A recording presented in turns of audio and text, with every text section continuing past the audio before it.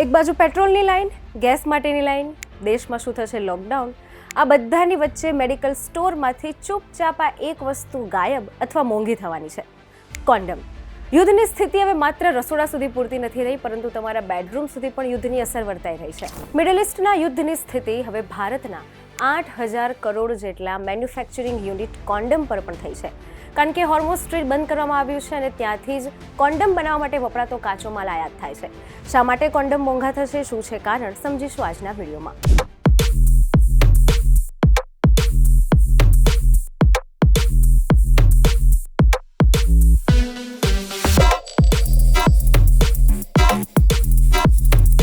વૈશ્વિક અનિશ્ચિતતા સાથે યુદ્ધની સ્થિતિ હવે રાજનીતિક કે પેટ્રોલનો ભાગ ન રહેતા હવે સામાન્ય વ્યક્તિના બેડરૂમ સુધી પણ આ અસર પહોંચી છે. કોન્ડમમાં વપરાતું લેટેક્સ એ દક્ષિણ પૂર્વ એશિયાથી આવે છે. સપ્લાય આખું ગ્લોબલી નેટવર્કને આધારે હોય છે. તો યુદ્ધનું અને કોન્ડમના કાચા માલનું કનેક્શન શું છે?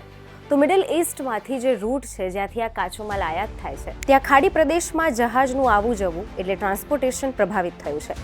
જહાજો પર થતા હુમલાને કારણે શિપિંગ ચાર્જ વધ્યા છે, જેને લીધે કાચો માલ ભારતમાં આવતા મોડું થઈ રહ્યું છે અને સાથે મોંઘવારી પણ વધી રહી છે. અને એટલે જ ભારતમાં જે મેન્યુફેક્ચર યુનિટ્સ છે જ્યાં કોન્ડમ બનાવવામાં આવે છે, એમાંથી કેટલા બધા યુનિટે પોતાનું મેન્યુફેક્ચરિંગ બંધ કરી દીધું છે, તો કેટલા બધા યુનિટ્સ એવા છે જેમણે કોન્ડમનું પ્રોડક્શન ઓછું કરી દીધું છે. અને એટલે જ કોન્ડમ મોંઘા થવાની અથવા અમુક જગ્યાએ ના મળવાની સ્થિતિ સર્જાય છે. કારણ કે માત્ર આ કોઈ પ્રોડક્ટની વાત નથી, પણ પબ્લિક હેલ્થનો સવાલ છે. કારણ કે કોન્ડમ આર્થિક વ્યવસ્થા સાથે, સામાજિક વ્યવસ્થા સાથે હેલ્થ કન્સર્ન પણ ધરાવે છે.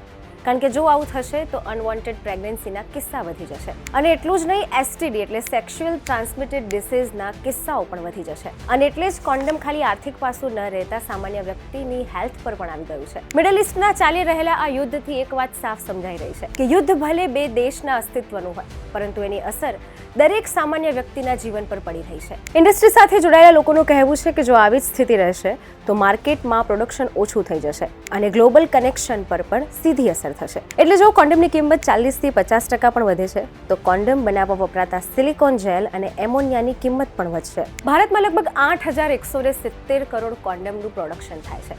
હવે જો કાચા માલની આયાત અટકી જશે તો આ પ્રોડક્શન ઓછું થશે, બંધ થશે અને સાથે મોંઘવારી પણ વધી જશે.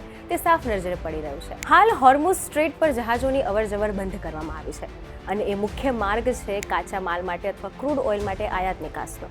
જો કેપ ઓફ ગુડ હોપ આપણે પસંદ કરીએ છીએ તો ત્યાંથી પણ સામાન આવવામાં 15 દિવસ લાગે છે.